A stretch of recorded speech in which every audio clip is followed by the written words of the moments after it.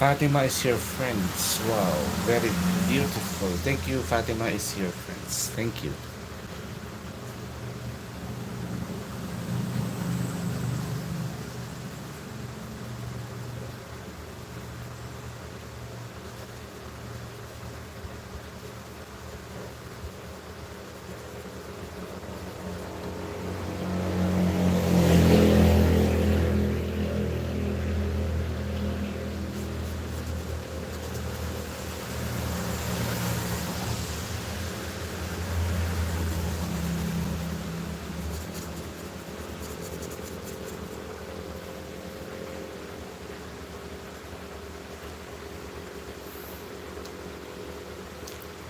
Sebastian, I can see the hard work behind this skill. Wow. It's realistic and beautiful. Thank you, Fatima is your friend. Sebastian, thank you, thank you. I appreciate your comment. Because that's true, you can have all the skills, but if you're not dedicated and passionate and hardworking, you're not going to achieve anything. So I appreciate that comment. Thank you.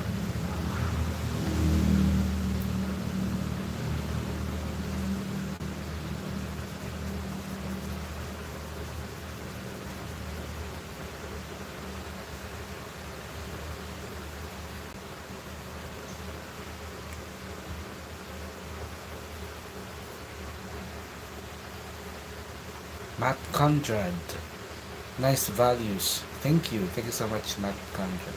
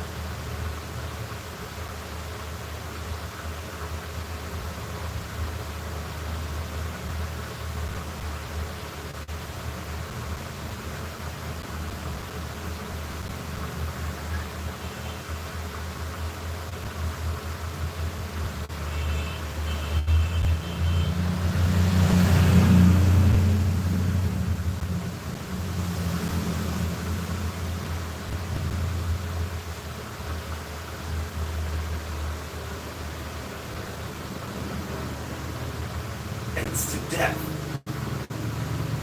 This is the Death of Socrates by Jacques Louis David. Completed in 1787, it is an exemplar of the neoclassical period. Mark of Conrad France, is which great. David How? virtually created How did you for learn to himself. draw? Before Fatima I is say more, your it's important to friends. know just how striking this canvas is. I'm Not knowing self-taught. anything I about it. So uh, much jumps out at me I when just continue the clarity of the practicing. I scene, the watch fierce gesture YouTube of the man in the middle, the tutorials, and interplay, the yeah, chalice and the hand that reaches it's for, pretty the much angles of light years and and years camera, of the soft draping garments, the bare, practice. flat stone wall. As the title suggests, the scene depicts the death of Socrates, told famously by Plato in his dialogue on the soul, the Phaedo. Socrates had been convicted in Athenian court of failing to acknowledge Black the gods Sty. of the city and This is corrupting wild. the city's youth, and sentenced to death by drinking hemlock. As Plato makes clear in another dialogue, the Crito, Socrates could have escaped into exile, but instead he chooses to die, taking the opportunity to teach his final lesson, that death is not to be feared by the philosopher, but embraced as an apotheosis of the soul. David chooses to paint the moment just as Socrates is grabbing for the poisoned dragon. He's been discussing at length the immortality of the soul and doesn't even seem to care that he's about to take the implement of his death in hand. On the contrary, Socrates is defiant, gesturing toward the afterlife to which he hastens. David idealizes it. Socrates would have been 70 at the Blacksty, time how and did you somewhat make less skin muscular pores? and beautiful. Well, I use this Radiant light coming in from the drawing top technique left or layering technique pours called onto Socrates, stippling the brightest with figure in the that tableau. is The combined colors, with vivid at the pointillism sides, for this become particular vivid drawing. in the center with the I just executionary subscribed red now. of Thank you so Socrates' much, Blacksty. light. Christine For David, Lavine, hello. Socrates is a symbol of strength, Harini, of passion, Harini. of stoic commitment to an abstract principle, even in the face of death. But this is the epical message David sought to offer the French 2 years before the French Revolution, as the monarchy was in decline and reformers aimed to install a democracy akin to that of Socrates' own time in Greek antiquity, or of the United States, which had just executed its own revolution 5 years prior. Indeed, Thomas Jefferson himself was present at the unveiling of this painting at the Salon of 1787.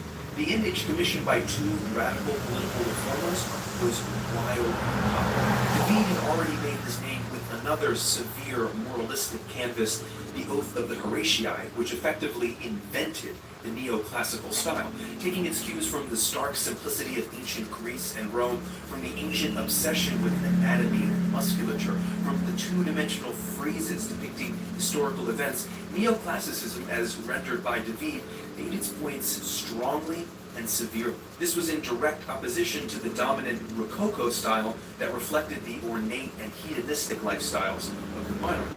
In the Horatii, as in the Death of Socrates, those dedicated to principle are depicted with angular geometry, while those ruled by passion are curved and weak. In both canvases, the backgrounds are flat, fixing attention on the foreground where, like a frieze, the action can be read from side to side. One way to read the Death of Socrates is right to left. The anguish of Socrates' followers, curling and twisting, opens up onto the calm expression of the man himself and flows down through his right arm, which hovers over the cup of poison. The space between the hand and the cup, the exact center of the image, is the seat of maximum narrative charge, that it falls back into the pain of the man who delivers the poison, who turns his gaze away from Socrates, and finally comes to rest. I just subscribed. Okay, where can I see tutorials on that? You can see it. It's this live drawing is always uploaded by YouTube. You can see it on my live playlists. Socrates' wife Xanthippe led away in distress, and clutching Socrates' leg is Crito, his oldest and most faithful student. Under Crito, we can see that David has signed his own name, signaling a feeling of connection with the man. David, weaker than his ideal of moral strength, nonetheless grabs and strives toward it. The painter has taken a number of liberties with history. Besides altering Socrates' face and physique, David decreases the number of people present at the event from over 15 to 12, echoing the number of disciples at Da Vinci's Last Supper. But I think the most significant change is the addition of the character at the foot of the bed. This is Plato, the man who popularized Socrates' teachings by staging him as the protagonist in over 30 philosophical dialogues. But simply, without Plato, there would be no Socrates. The two men meld into each other historically. It's hard to determine where Socrates' philosophy ends and Plato's begins. Not only was Plato absent at the death of Socrates, but he was a young man at the time. Here, David has him as old and withdrawn. I said earlier that you can read the canvas from right to left, but you can also read it from left to right. The whole scene, it seems to me, appears to explode out of the back of Plato's head, recontextualizing it as a memory, an idealized memory in which Socrates gestures in the exact same way he does in Raphael's School of Athens. Significantly, Plato is positioned apart from the flat background where the frozen lateral moment gives way to the depth of time and reality. It strikes me that this is the way memories often fall out, restaged with smooth edges and perfect light, two-dimensionally idealized, painstakingly arranged to serve the needs of the present. In the character of Plato, the rigorous ethical reality of the scene is betrayed by its own self-awareness as a construction. And in only a few short years, the noble ideals of the French Revolution will be betrayed as well by the terror that is to follow. Maybe this is why, almost prophetically, David signs his name here a second time. Neoclassicism like this may seem severe and blunt, but so much is happening in David's Death of Socrates, an interplay of historical, personal, political, and aesthetic elements rendered forcefully, subtly, and beautifully. Put another way, it's a work of genius.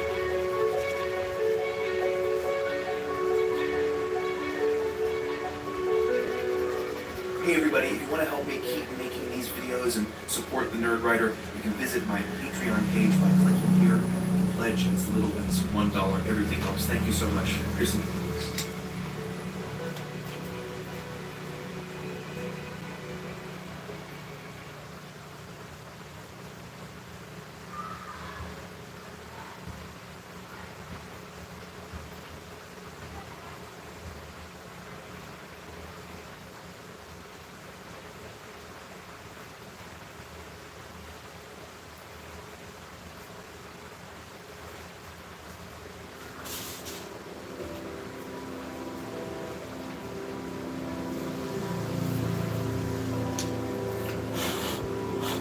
There's maybe no painting in the history of the form more worthy of analysis than Diego Velázquez's Las Meninas.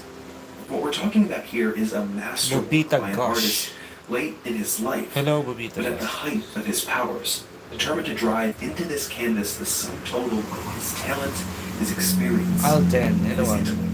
Velázquez had been, by then, a court painter for the Spanish King Philip IV for over 30 years. Indeed, he was a favorite of Philip's, painting his portrait many times and advancing in salary and rank all the way up to Chamberlain of the Palace, responsible for decorating this great Alcazar of Madrid with all its many artworks.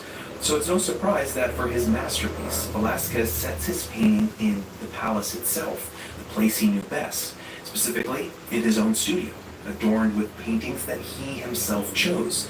Now, they're a little bit hard to see, but we know what they are based on histories of the space, and it's no accident that he chooses these paintings specifically, but we'll get to that a bit later. First, let's take a look at the main action of the scene. So much hits you right away. Maybe the first thing you see is the little girl, Margaret Teresa, the then only living child of the king. Or maybe you see that mirror showing reflected images of the king and queen themselves. Or maybe the first thing that stands out to you is that 6 of the 9 characters represented here are staring beyond the picture plane, which is to say, at you. That fact alone gives this image its great sense of spontaneity, as if it were a snapshot. Velázquez captures the moment just when several of these figures are noticing something. Some, like these 3, have yet to notice it. In the case of the little princess, all that's moved so far is her eyes. But though the moment depicted is spontaneous, the composition of the subjects is anything but.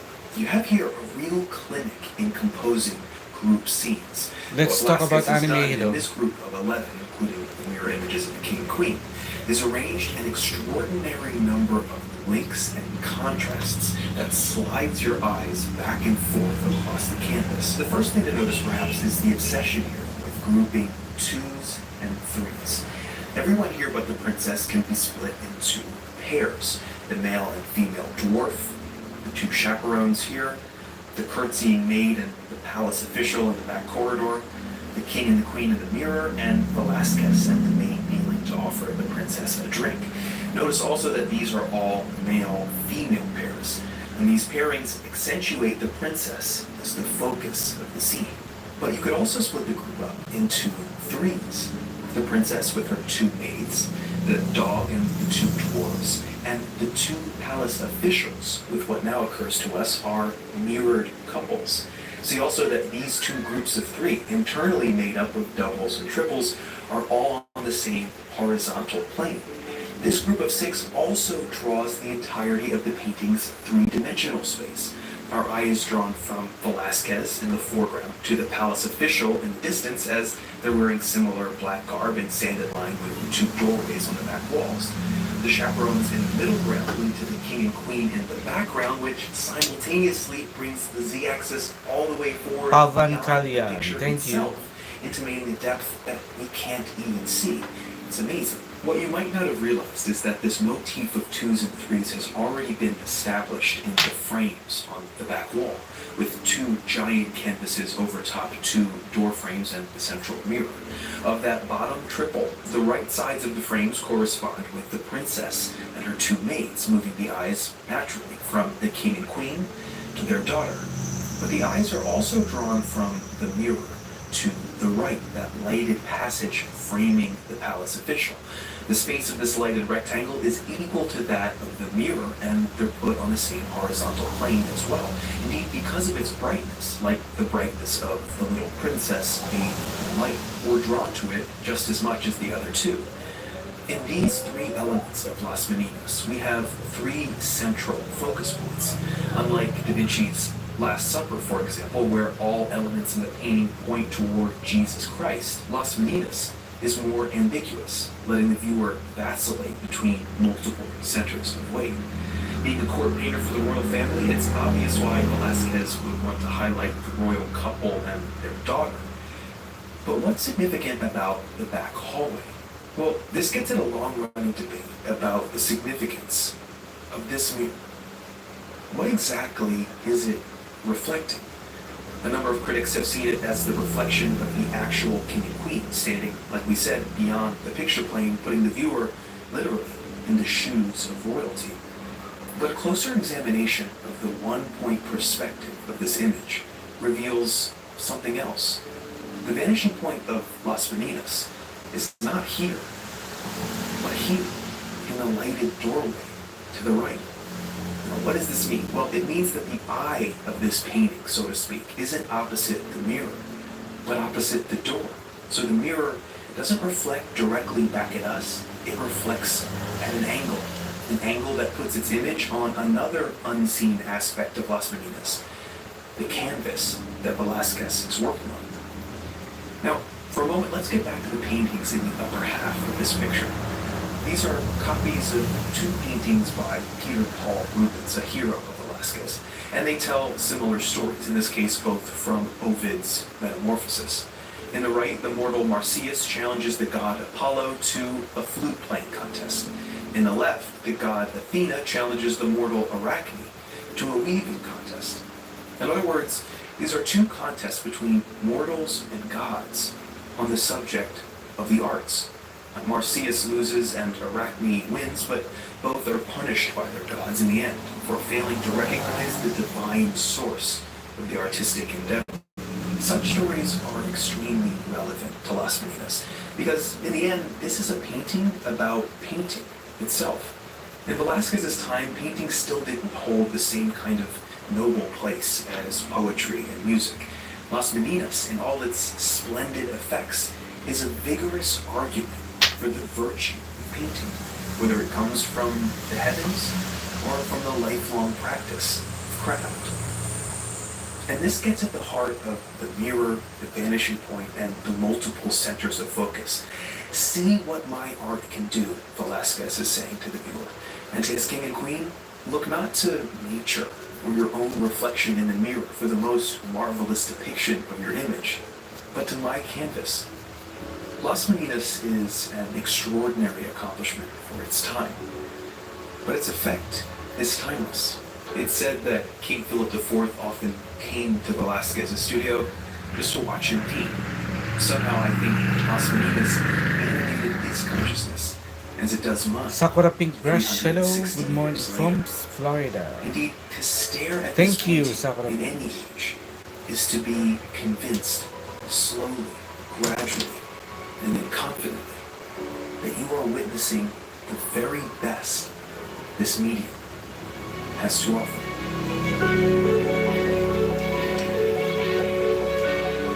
Hey everybody, thanks for watching, and thank you to Squarespace for sponsoring this video. Just amazing, like those of you who pledge on Patreon, Squarespace.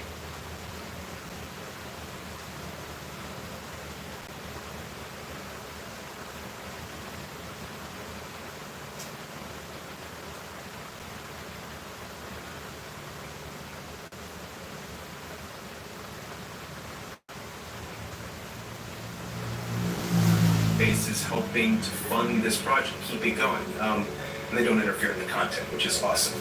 And the product is actually really great. Sleek, intuitive, professional-looking websites. You don't have to know coding to make.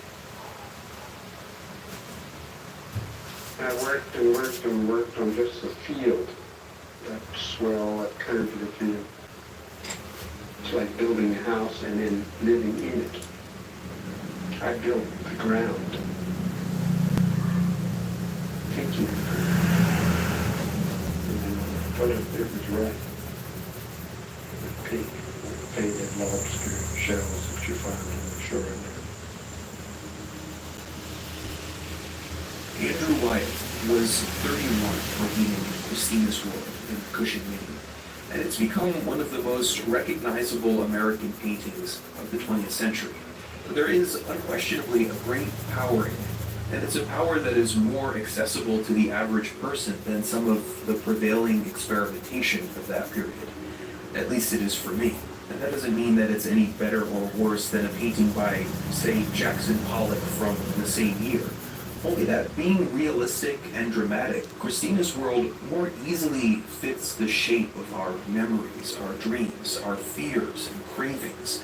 In other words, it resembles a story. Okay, so what's the story Andrew Wyatt wants to tell with this painting? What we can see is a woman lying in the field, looking up a gently sloping hill to a house and barn in the distance. The composition is elegantly designed. The first thing you notice is the woman. Her shape and her gaze draw you diagonally across the canvas to the home in the upper right.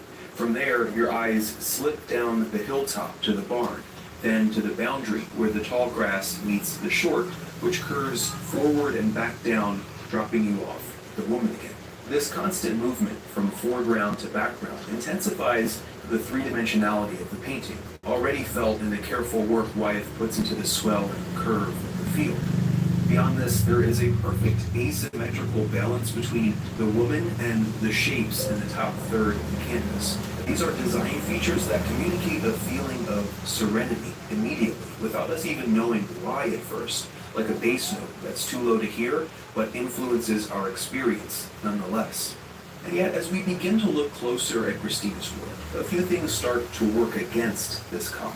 For example, the colors, as in many of Wyatt's paintings, are muted, reflecting the particular austerity of New England landscapes, a common image in early American art and thought. Even the woman's dress, which is the most striking color on the canvas, is a subdued pink, like faded lobster shells, as Wyatt describes it.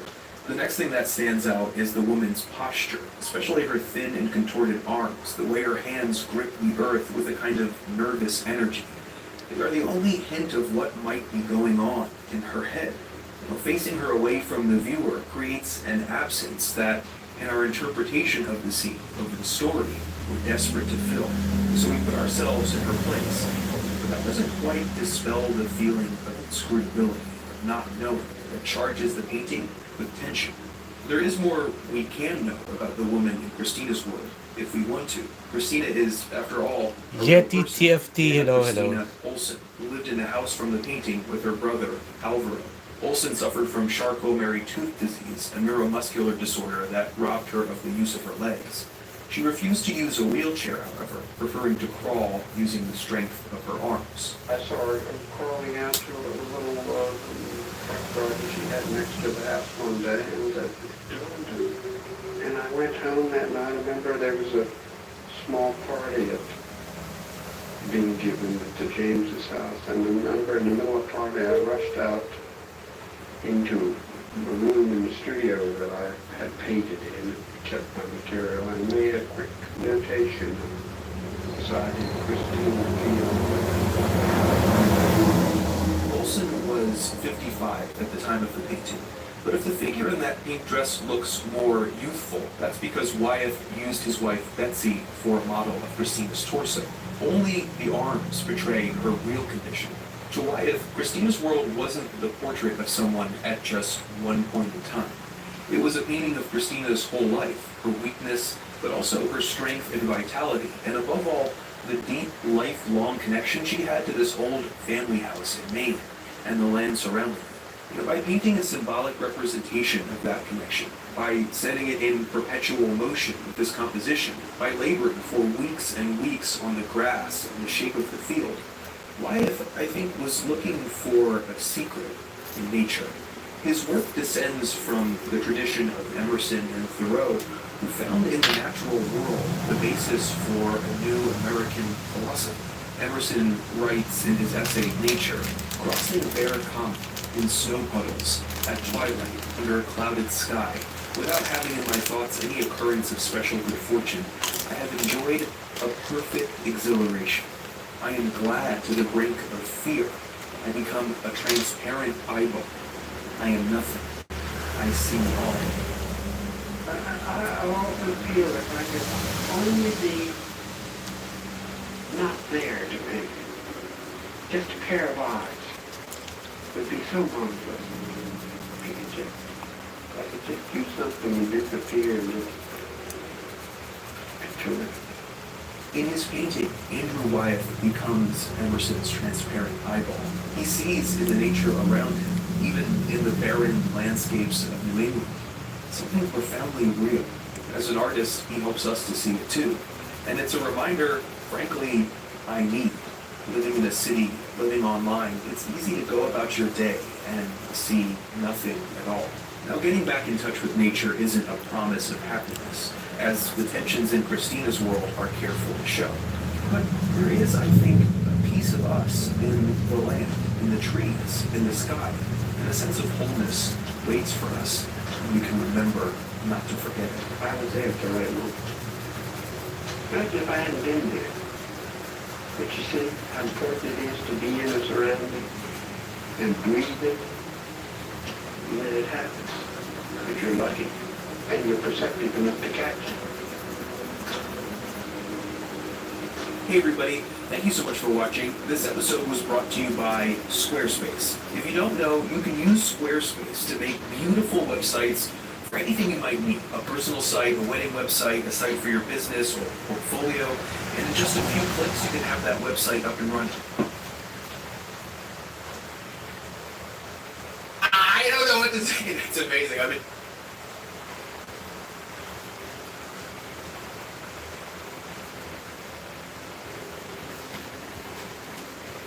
Edward Hopper is a special artist for a lot of us. I've always thought of him in a sort of aromatic way, because his paintings evoke the same kind of feelings and memories that I get from the sense of smell. As if he was channeling directly into my limbic system, excavating good, moments thank that you. were stored deeply away. A stubborn realist throughout the many changing and often abstract currents of modern art in the early and mid-20th century, his canvases are clean, smooth, and almost too real. Not real like his contemporary Andrew Wyeth, for example, who strived for detail and photorealism, but pulled back by 1 degree into depictions slightly more general, slightly more detached from place, history, and person. In this way, there's just enough room to put your own life into Hopper's work. But once inside, it's impossible not to be closed in and see them along his themes. Nearly all those themes are present in Nighthawks, unquestionably the artist's most famous work. Themes of loneliness, alienation, voyeurism, quiet contemplation, and more. The scene depicts 4 people in a New York City diner at night.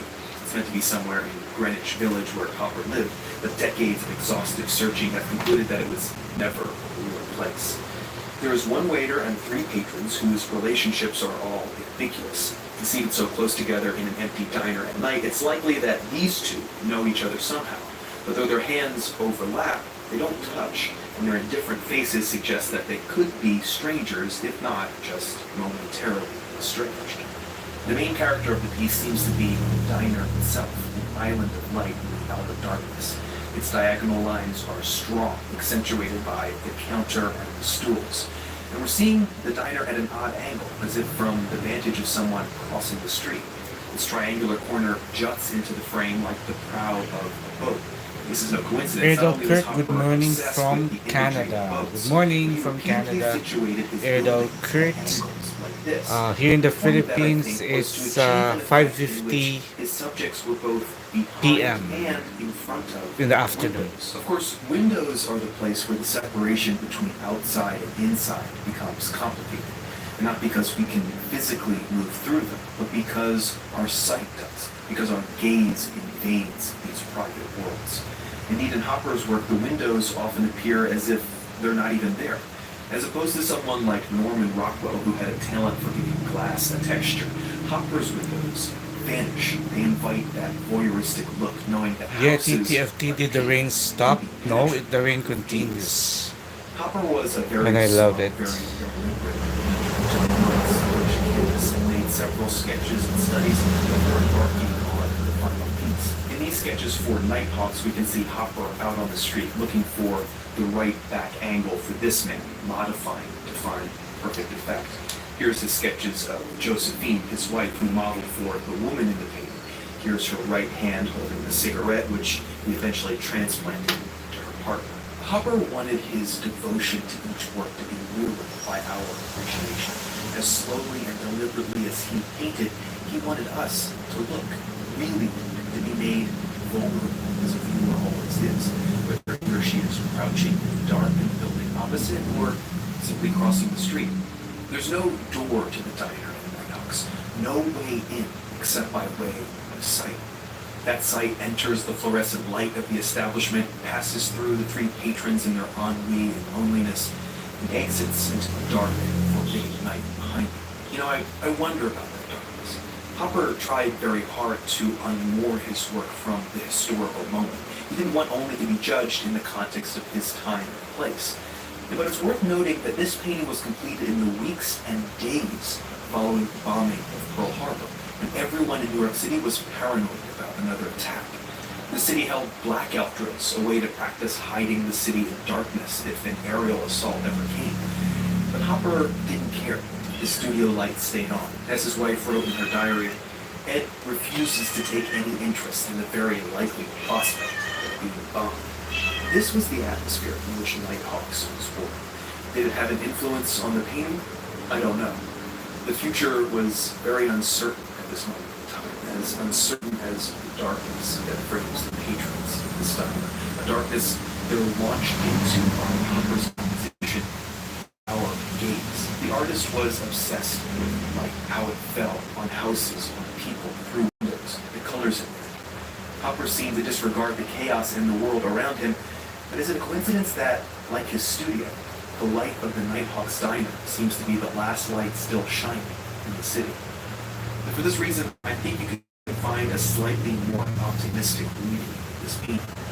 What is there to do in the face of Hopper's painting?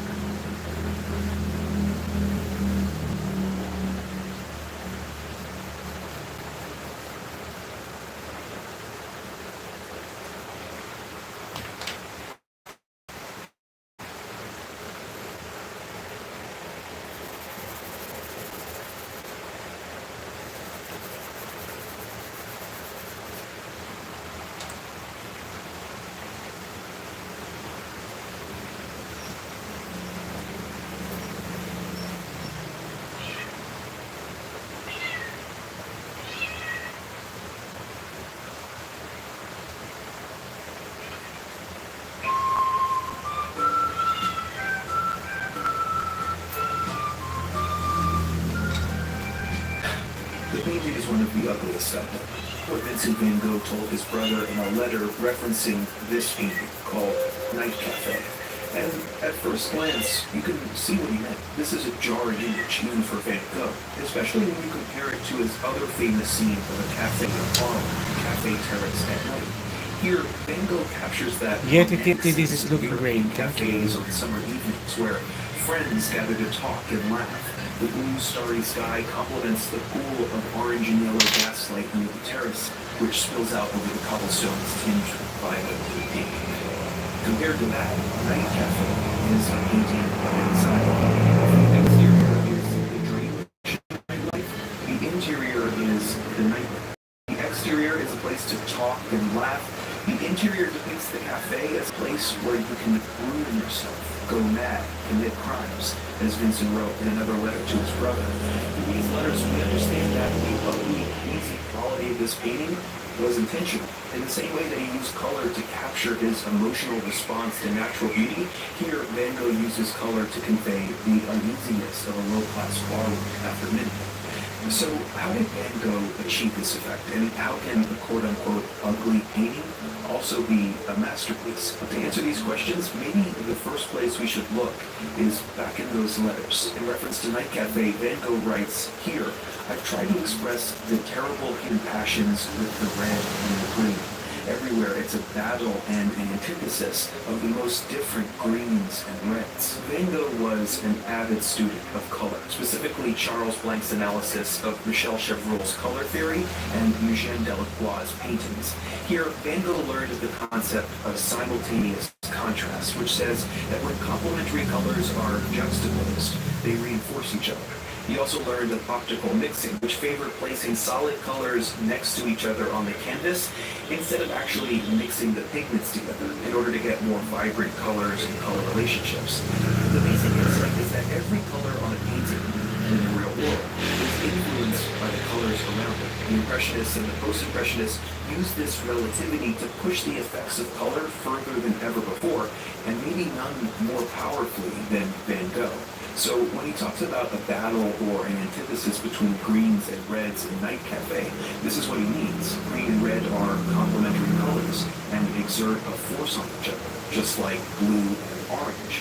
But whereas blue and orange have a pleasing quality, there's something punishing about green and red, a fact that was noted by another popular color theorist of the time, Abbe Rude. Van Gogh was aware of this too. Just a few months prior, he experimented with a similar color palette in his portrait of a Zouave soldier, commenting to his brother, "It's a coarse combination of disparate tones that isn't easy to handle."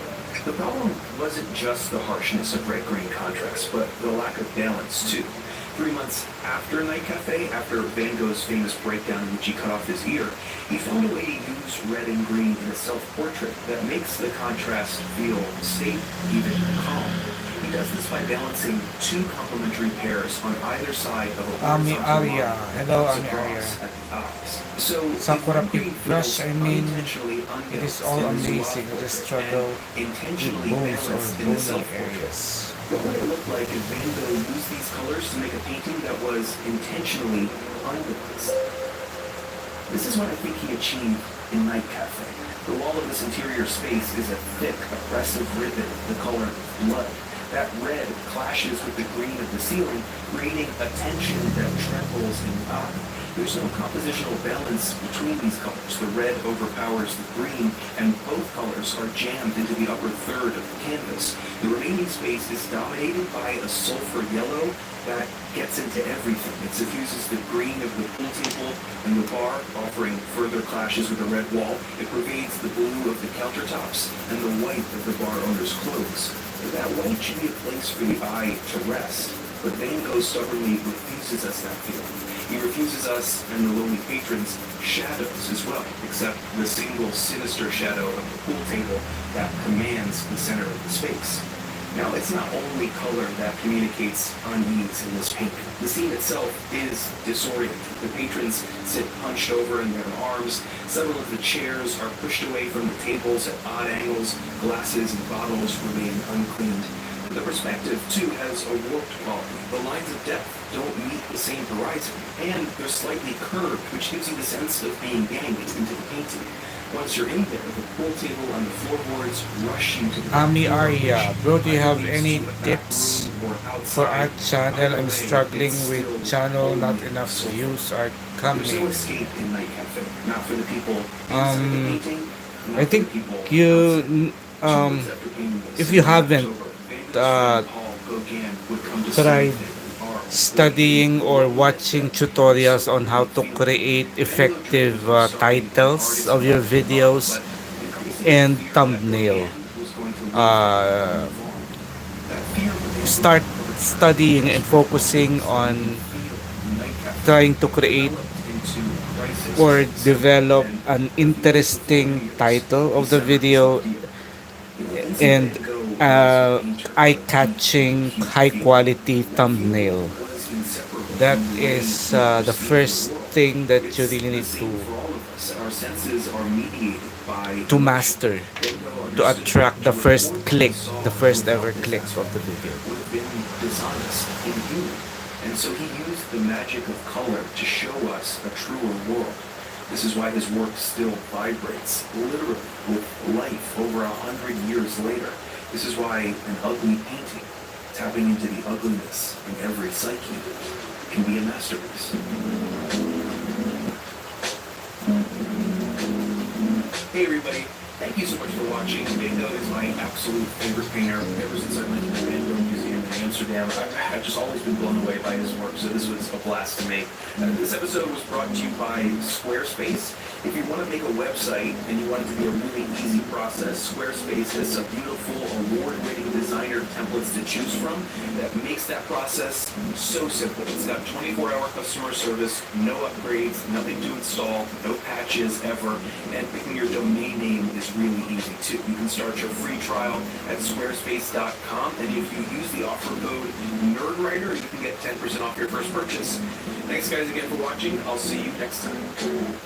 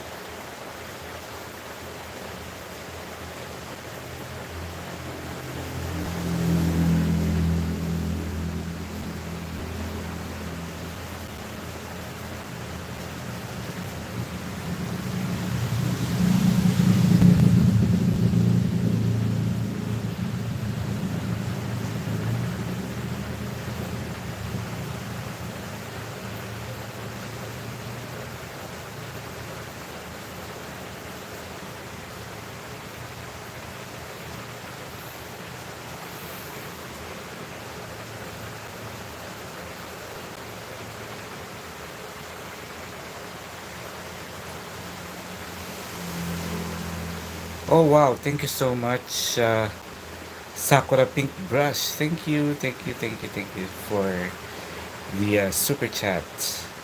I love it. I really appreciate it. Thank you so much, Sakura Pink Brush.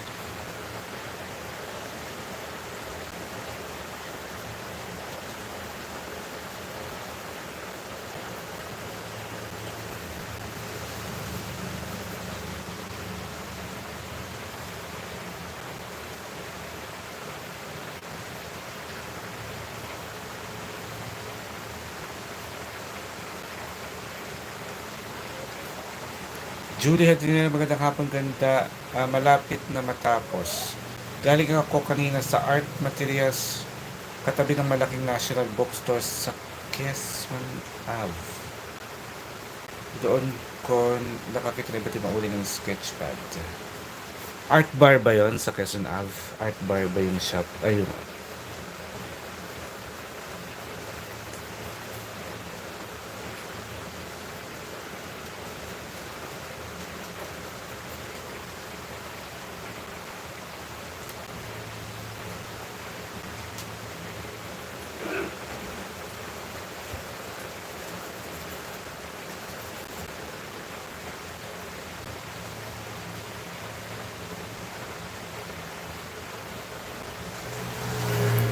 Ooh, yeah, Art Bar Quezon Ave. Diyan ako unang nakabili ng my first ever Faber-Castell Polychromos.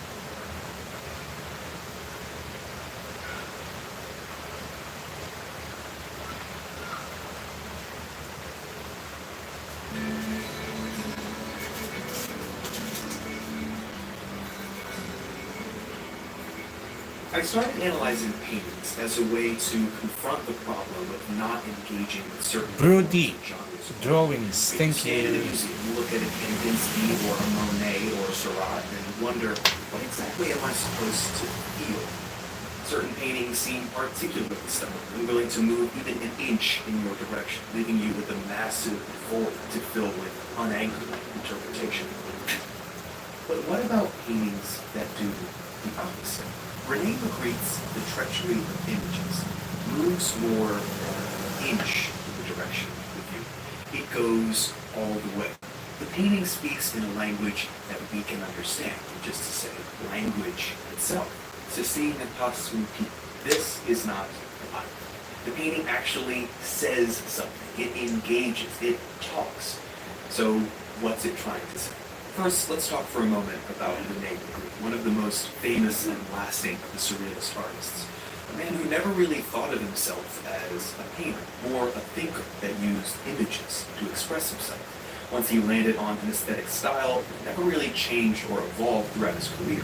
Well-versed in philosophical writing from Plato to Foucault, he used that style to investigate ideas. His program was to confuse, to evoke mystery, to show us that what we want is always behind the thing we see. That the obstruction can never be removed completely because it's not in the object, it's in vision and thought itself. The Treachery of Images approaches these themes directly. The painting at first is obvious in its message. It shows an image of a pipe, and then underneath the image it tells or reminds the viewer that this is not a pipe. We can infer the rest. Obviously, that's not a pipe, it's a representation of a pipe. And Magritte means to show us that representations are not the real thing, they only resemble the real thing. But of course, that's common sense. Who in the world would argue the opposite position? But a curious question comes out of this. If someone showed you this image and asked you what it was, what would you say? Probably you'd say, it's an apple, right? Or what about this image? It's a man. Or this is a train, this is a house, this is a dog, this is a hand, this is a pipe. This little accident of language is not really an accident at all. For many hundreds of years, human beings have supposed that language and reality had an organic relationship, that the names of things, in a way, arose out of the things themselves, that a tree was, in fact, a tree, that Kanye West is, in fact, Kanye West, and that a pipe is really a pipe. All of that was challenged by the famous linguist Ferdinand de Saussure, an extremely influential figure who saw that a thing and its name have a totally arbitrary relationship, that we don't really know things, but only access their shadow through language, in which everything has a meaning in the context of the system. After so many centuries of trusting the word implicitly, these insights were hard-won. So hard-won that Magritte saw that the old, wrong-headed ways of thinking about language were still hiding in the way we thought and talked about images. Realistic painting plays on resemblance, and resemblance suggests a hierarchy, that the image of a pipe resembles, that it points outside language to the thing. Grabe ang mahal ng kaso ni Dientes Libo yung maliit. 798 tapos yung malaki 18. Baka yung ano siya, yung pad. O yung ilang piece ba yun? Shatters them. The visual secret dependence on language is laid bare in the Treachery of Images. Indeed, that dependence is the Treachery of Images. Here we have an image and a sentence laid out like a page from a botanical textbook, begging to be connected. But why should we connect them? Why should the sentence and the image refer to one another? How do we know that the word this points up? Of course, we don't know. But the pronoun, the resemblance, and the name all make that connection inevitable. And it's that inevitability that's made real in every aspect of our lives. We go about our days confident that everything we see and say, that the images we say can be seen. When you've ever used the phrase, you had to be there, you know that these are two realities that do not overlap in the way we act like they do. This is not a pipe, yes. But this is not a pipe either. And if this is not a pipe Yung in sync, it's magaspang. scrawled in its cute schoolboy cursive. Actually, dalawa yung ano niyan, double-sided Contradiction siya. that pulls the Isang whole magaspang, meaning isang apart medyo at the seams and makes it makinis. utter Or hindi naman nonsense. makinis, medyo I maliliit don't know lang if the yun. Greek Ano laughed niya. about it, but I hope he did. Because what's more forceful, not moving an inch in the direction of the viewer, or moving a question all the way into the center of the viewer's mind, that on the slightest prodding and examination implodes.